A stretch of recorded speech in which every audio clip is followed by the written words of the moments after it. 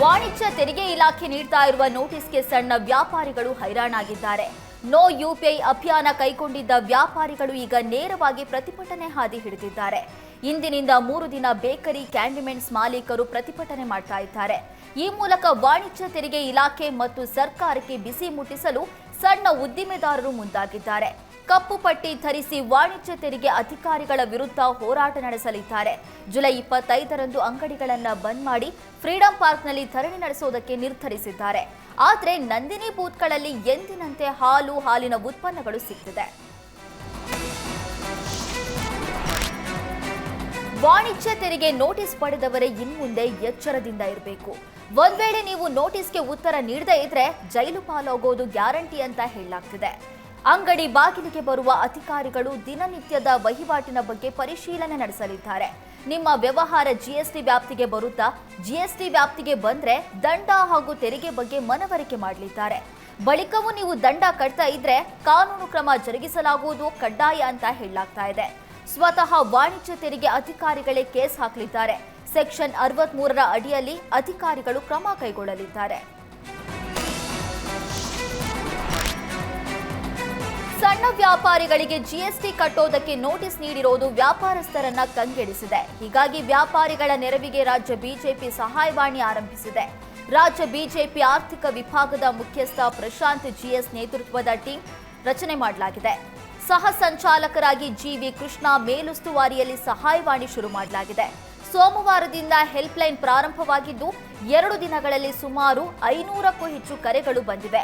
ರಾಜ್ಯದ ಎಲ್ಲಾ ಜಿಲ್ಲೆಗಳಿಂದಲೂ ಕರೆ ಮಾಡಿರುವ ವ್ಯಾಪಾರಸ್ಥರು ಜಿಎಸ್ಟಿ ನೋಟಿಸ್ ಬಗ್ಗೆ ಮಾಹಿತಿ ಕೇಳಿದ್ದಾರೆ. ಎಷ್ಟು ವಹಿವಾಟು ಮಾಡಿದ್ರೆ ನೋಟಿಸ್ ನೀಡ್ತಾರೆ? ವರ್ಷದ ಟರ್ನ್ ಓವರ್ ಮೇಲೆ ನಾವು ಟ್ಯಾಕ್ಸ್ ಪೇ ಮಾಡಬೇಕಾ? ಒಮ್ಮೆ ಮಾಡಿದ್ರೆ ಮತ್ತೆ ವರ್ಷ ಹೀಗೆ ಹಣವನ್ನ ಪಾವತಿಸಬೇಕಾ? ಇನ್ನೂ ಕೆಲವರು ವಾಟ್ಸ್ಆಪ್ಗೆ ಸಂದೇಶ ನೀಡಿದ್ದಾರೆ. ತಮಗೆ ಬಂದ ನೋಟಿಸ್ ಕಾಪಿ ಶೇರ್ ಮಾಡಿದ್ದಾರೆ ಅಂತ ಬಿಜೆಪಿ ಮುಖಂಡರು ತಿಳಿಸಿದ್ದಾರೆ. ಬೆಂಗಳೂರಿನಿಂದಲೇ ಅತಿ ಹೆಚ್ಚು ಕರೆಗಳು ಬಂದಿವೆ. Bengaluru BBMP town planning MD ಮಾರುತಿಗೆ ಲೋಕಾಯುಕ್ತ ಶಾಕ್ ನೀಡಿದೆ. ವಿಜಯನಗರ ಜಿಲ್ಲೆಯ ಹೊಸಪೇಟೆಯಲ್ಲಿನ ಸಂಬಂಧಿಕರ ಮನೆ ಮೇಲೂ ಲೋಕಾಯುಕ್ತ ದಾಳಿ ನಡೆಸಿದೆ.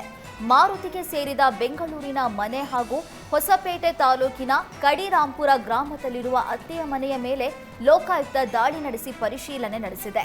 ಮಾರುತಿ ಅತ್ತೆ ರಜನಿ ಷಣ್ಮುಖ ಗೌಡ ಹಂಪಿ ಗ್ರಾಮ ಪಂಚಾಯಿತಿಯ ಅಧ್ಯಕ್ಷೆಯಾಗಿದ್ದಾರೆ. ಮಾರುತಿ ಮೂಲತಃ ಬಳ್ಳಾರಿ ಜಿಲ್ಲೆ ಕುರುಗೋಡು ತಾಲೂಕಿನ ಕಲ್ಲುಕಂಬ ಗ್ರಾಮದವರು. ಬೆಂಗಳೂರು ಬಿಬಿಎಂಪಿ ಟೌನ್ ಪ್ಲಾನಿಂಗ್ ಎಂಡಿಯಾಗಿ ಕರ್ತವ್ಯ ನಿರ್ವಹಿಸ್ತಾ ಇದ್ದಾರೆ. ಸಾರ್ವಜನಿಕ ದೂರಿನ ಆಧಾರದ ಮೇಲೆ ಲೋಕಾಯುಕ್ತ ದಾಳಿ ನಡೆಸಿ ಆಸ್ತಿ ಚರಾಸ್ತಿ ಕುರಿತು ಲೋಕಾಯುಕ್ತ ಪೊಲೀಸರು ಮಾಹಿತಿ ಪಡಿತಾ ಇದ್ದಾರೆ. ಬೀದರ್ನಲ್ಲಿ ಬೆಳ್ಳಂಬೆಳಗ್ಗೆ ಲೋಕಾಯುಕ್ತ ಅಧಿಕಾರಿಗಳು ಫೀಲ್ಡ್ಗೆ ಇಳಿದಿದ್ದಾರೆ.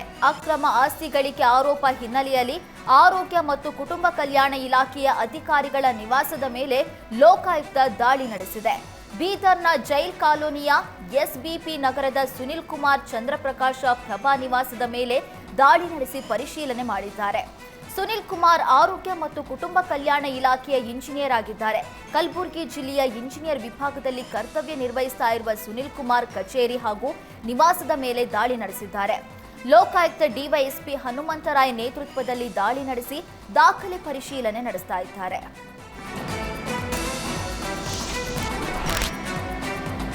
ರೌಡಿ ಶೀಟರ್ ಬಿಕ್ಲಾ ಶಿವ ಕೊಲೆ ಪ್ರಕರಣದ ಪ್ರಮುಖ ಆರೋಪಿ ಜಗ್ಗ ಪೊಲೀಸರಿಗೆ ಸಿಗದೆ ತಲೆಮರೆಸಿಕೊಂಡಿದ್ದಾನೆ.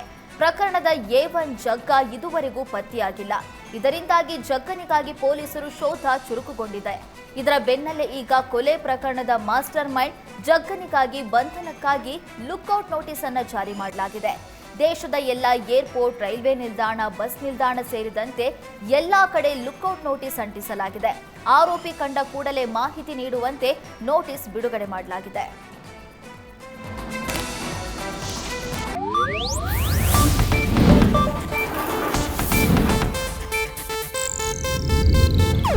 ಇದು ಏಷ್ಯಾನೆಟ್ ನ್ಯೂಸ್ ನೆಟ್ವರ್ಕ್ ಪ್ರಸ್ತುತಿ.